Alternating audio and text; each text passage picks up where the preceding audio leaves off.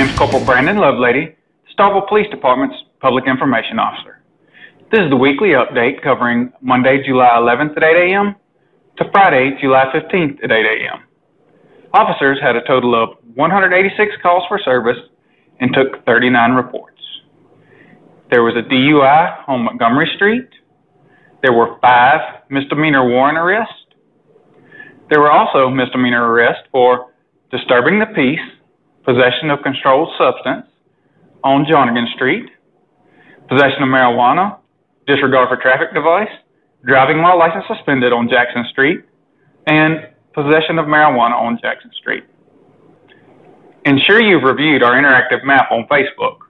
Also, make note of our new phone numbers we're using during this transition. We're accepting applications until July 19th.